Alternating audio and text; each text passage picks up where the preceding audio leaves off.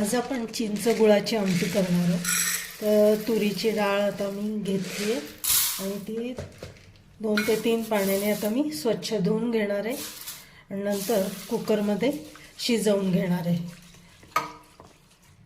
आता डाळ छान धुवून घेतलेली आहे. त्याच्यामध्ये आपण हिंग घालूया आणि हळद घालूया.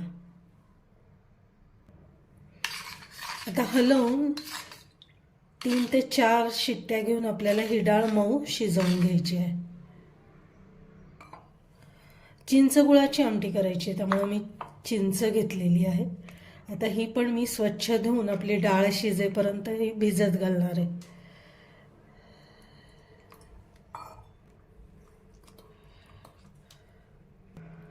आमटीसाठी आता सुकं खोबरं मी किसून घेणार आहे आणि हे किसलेलं खोबरं आणि जिरे एकत्र कुटून घेणार आहे. आता थोडंसं खोबरं मी आमटीमध्ये वरती घालण्यासाठी काढून घेते.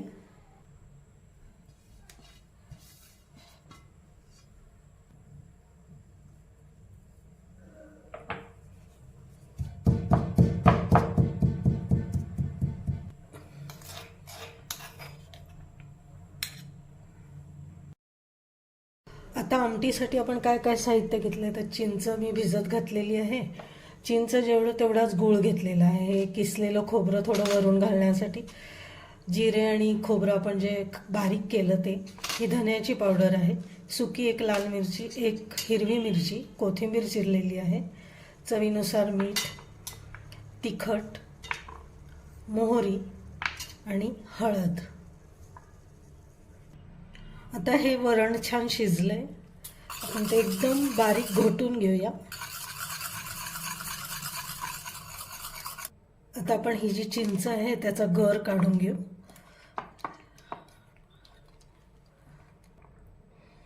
आता आपण हे जे चिंचेचं पाणी आहे त्यात घालतोय, बाकी चिंच नाही घालणार. आता याच्यामध्येच मी गूळ घालून घेते.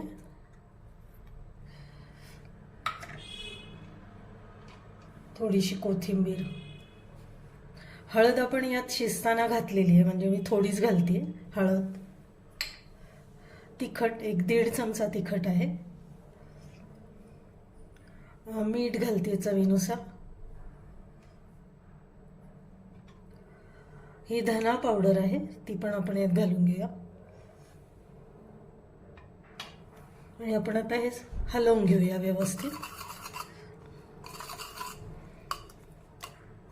थोडंसं पाणी मी घालते, नंतर फोडणी दिल्यावर जर पाण्याची गरज असेल तर मग घालेल.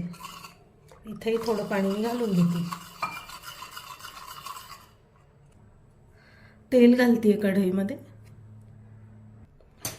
तेल गरम झालेलं आहे. मोहरी घातली आहे, हिंग,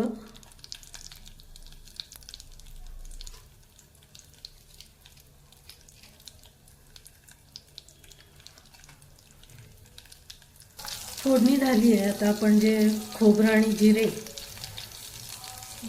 ते आपण परतून घेऊया.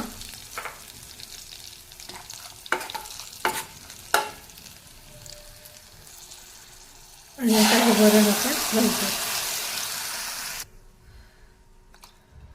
थोडंसं पाणी पण मी घातलंय.